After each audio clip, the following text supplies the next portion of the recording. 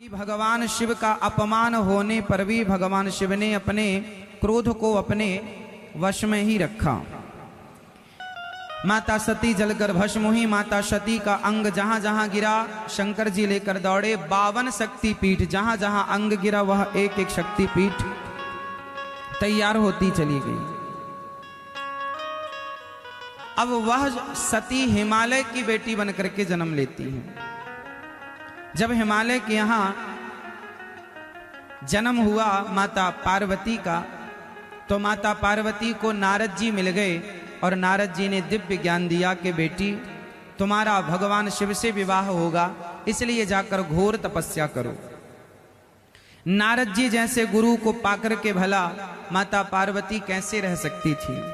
घनघोर जंगल में जाकर माता पार्वती ने 10,000 वर्षों तक अखंड व्रत किया और उस व्रत के प्रभाव से क्या खाकर के व्रत किया था माता पार्वती ने? बताओ जोर से, क्या खाकर व्रत किया था? 10,000 वर्षों तक माता पार्वती ने क्या खाया? क्या मैया, ओ मेरी मां, क्या खाया?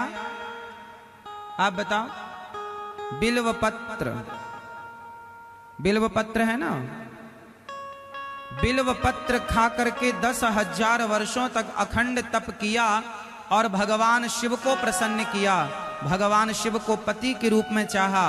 इसलिए भगवान शिव ने कहा कि मेरी पार्वती ने मेरे लिए बिल्व पत्र खा करके 10,000 वर्षों का तप किया है। आज से जो मेरे ऊपर बिल्व पत्र चढ़ाएगा मैं उस पर प्रसन्न हो जाऊंगा। तब से भगवान शिव को बिल्व पत्र अत्यधिक प्रिय हो लगता है, इसलिए भगवान शिव पर बिल्व पत्र चढ़ाया जाता है। बिल्व पत्र भगवान शंकर पर कैसे चढ़ाना चाहिए पता है? आपको पता है?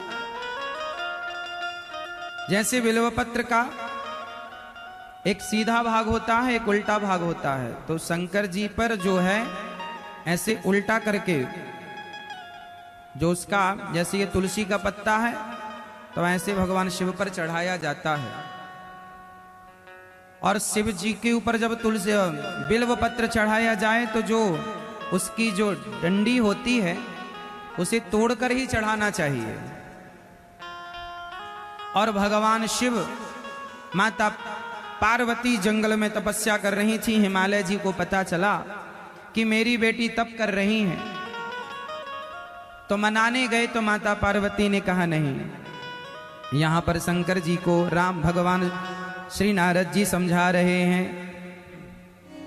तप बल रचाई प्रपंच विधाता, तप बल विष्णु सकल जग त्राता, तप बल शंभु करहि संहारा, तप बल शेषु धरहि महि भारा, तप आधार सब सृष्टि भवानी, करहि जाए तप अस जिय जान। अब शंकर जी को पति के रूप में चाह रही हैं और यहां शंकर जी ध्यान मग्न बैठे हैं। तारकासुर नाम का एक दैत्य ऊधम मचा रहा है और शंकर जी ध्यान मग्न बैठे हैं। तब भगवान शंकर जी से भगवान हरि ने, भगवान विष्णु ने हाथ जोड़कर कहा, अब विनती मम सुनहु शिव, जो मो पर निज नेहु, जाय विवाह शैल जहि, मोहि यह मोहि मांगे देव।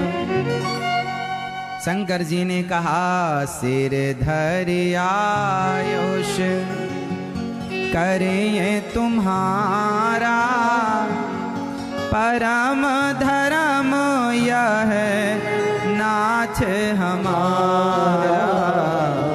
सिर धरि आपकी आज्ञा शिरोधार्य है, शंकर जी फिर ध्यान में डूब गए।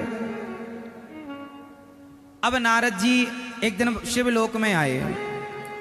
4 संत आए, सनक, सनंदन, सनातन, सनत कुमार, ऋषिगण आए। उन ऋषियों से जाकर के भगवान शिव ने कहा कि देखो, भगवान की आज्ञा है कि मैं विवाह कर लूं, पर मैं विवाह करूं किससे? ऋषियों ने कहा पार्वती जी से आप विवाह करो। तो शंकर जी ने कहा मैं विवाह तो कर लूं, पर जाकर देखो कि वो मुझे चाहती हैं कि नहीं। तो संत लोग गए, अब माता पार्वती से परीक्षा लेने गए। अब क्या परीक्षा ले रहे हैं? पार्वती जी से कह रहे हैं संत लोग कि सुनो पार्वती जी, हम आपका विवाह भगवान विष्णु से कराए देते हैं। शंकर जी को तो मृगछाला, भभूति, भस्मी रमाए घूमते हो, कोई बहुत ज्यादा वीआईपी नहीं है। आपका विवाह हम भगवान विष्णु से कराते हैं, सुंदर, और कहो तो ब्रह्मा जी से करा दें। शिव जी के चक्कर में क्यों पड़ी हो आप? कहा ऋषियों ने महादेव अवगुण भवन। माता पार्वती कह रही चलो आपके हिसाब से महादेव अवगुणी है, तो महादेव अवगुण भवन, विष्णु सकल गुण खानी, जोरी जेहि कर मनोरम जाहि सन, तेहि तेहि सन काम। जन्म कोटि लगी रगर हमारी, बरऊं शंभु नत रहूं कुंवारी। हे ऋषियों, आप वैसे तो ठीक कह रहे हो कि शंकर जी में कोई गुण नहीं है, पर क्या करें, भले उनमें गुण ना हो, फिर भी हम विवाह तो शिव जी से ही करेंगे, हमारा संकल्प पक्का। अब माता पार्वती के संकल्प को ऋषियों ने देखा तो कहा कि ठीक है, हे भोलेनाथ, वो आपके योग्य हैं, वो आपसे ही विवाह करना चाहती हैं और कोई नहीं चाहिए उन्हें। यहां पर एक छोटा सा मैसेज मैं आपको दे दूं इस छोटी सी कथा से। माता पार्वती को भटकाने की ऋषियों ने कोशिश की कि आप अपने संकल्प से भटक जाइए और किसी से विवाह कर लो, ऑफर बहुत सारे हैं। भगवान विष्णु का भी ऑफर आया था माता पार्वती के लिए, आप इनसे विवाह कर लो, ठुकरा दिया। क्या अर्थ निकला?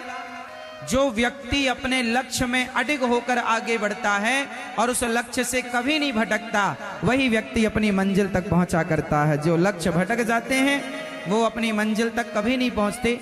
चाहे आपका लक्ष्य, आप बिजनेस चाहें, व्यापार चाहें, खेती चाहें, या संसार का कोई वैभव सुख चाहें, या भगवान चाहें, यदि ईश्वर को पाने का लक्ष्य बनाया है तो रास्ते में बहुत चीजें आएंगी जो आपको भटकाएंगी।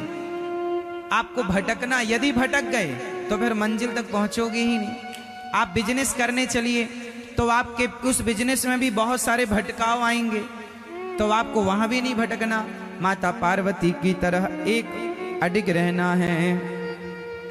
अब लो भैया, माता पार्वती तैयार हैं, शंकर जी भी तैयार हो रहे हैं। चलो शादी का सुंदर सा समय निकाला गया, भगवान शिव की शादी का मुहूर्त निकाला गया और महाशिवरात्रि का पावन पर्व नियुक्त किया गया, तिथि निश्चित की गई। कौन सी तिथि निश्चित की गई?